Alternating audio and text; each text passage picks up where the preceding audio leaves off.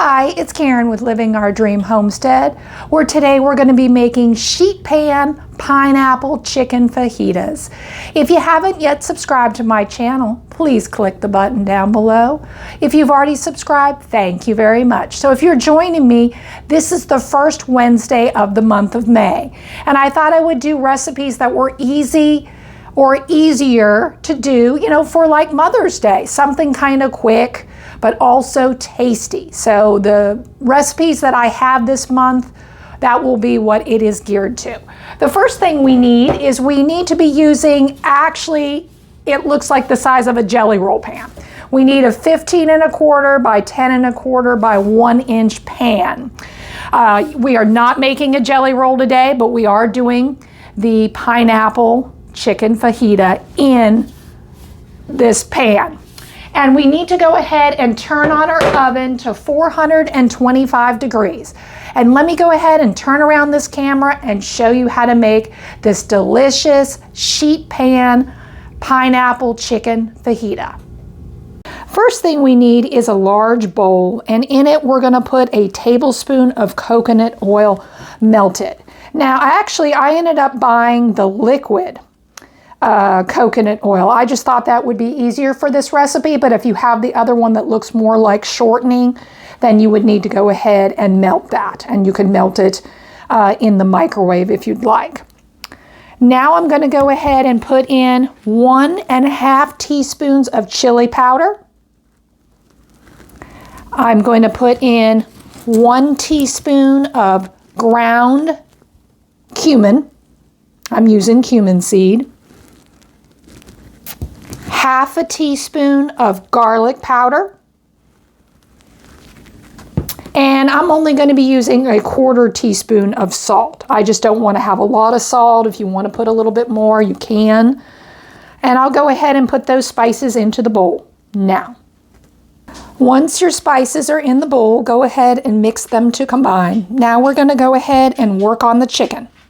Here's the chicken tenders. I'm going to go ahead and cut mine lengthwise because we don't want them this thick. Want them thinner like this. So I'll go ahead and work on that right now. Now that the chicken has been all halved, I went ahead and put it into our spices bowl, and we need to go ahead and stir the chicken into our seasonings. Try to make sure it's totally combined. Now I took 1/2 large red onion and I halved it and I sliced it to get 1 cup of red onion, which we are going to go ahead and add that to our chicken. Now we're going to stir to combine. Now I'm going to take 1/2 of a pepper. You could use a sweet red pepper if you'd like. My husband doesn't really care for them, so I'm going to use a banana pepper.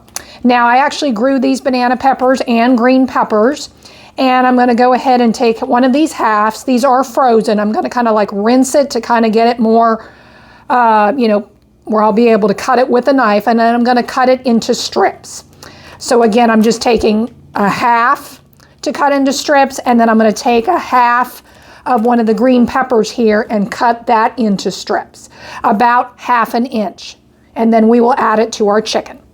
Here's what I'm talking about. Now I actually used another banana pepper because if you really use, say, 1/2 a sweet red pepper, it would be about as big as a green pepper. So that's why I put in another one, and hopefully this is good enough. If not, I can always go ahead and add in another one. And I'll go ahead and put the sliced peppers into our chicken now. Now we're going to take 1½ teaspoons of minced seeded jalapeno pepper. Now be careful when you're cutting the pepper. You might need to go ahead and wear gloves. It is a mild pepper, but these jalapenos, when I cut them, oh my goodness, it just feels like it goes up my sinuses and almost burns my throat. So you want to just wear protection when doing that. I'll go ahead and get ready to measure the jalapeno pepper and put it into our chicken mixture right here. Now we're going to need to go ahead and take 1 can of unsweetened pineapple tidbits. We're going to go ahead and drain it and then add the pineapples to our chicken mixture and then stir to combine. Now we need to go ahead and add in 1 tablespoon of honey. I'm adding clover honey. And now we need to add in 1 tablespoon of lime juice, which I am using fresh limes.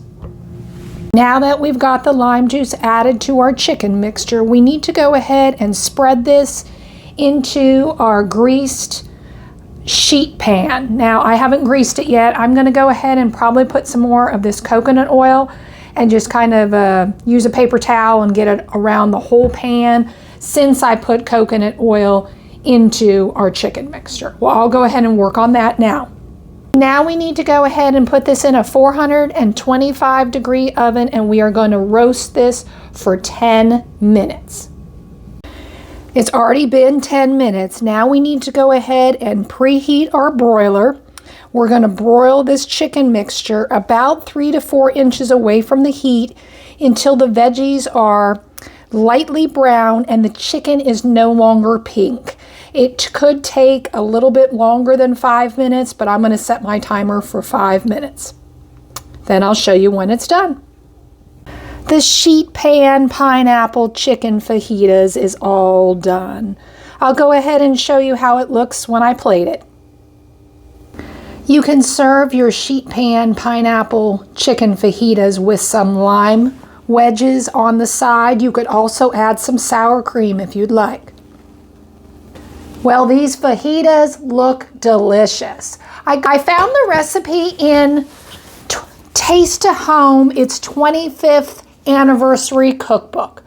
I will put the recipe down in the description. I took the same recipe, but I just cut it in half because we did not need 6 servings. Now, if you want to serve more people, yes, go ahead and double the recipe.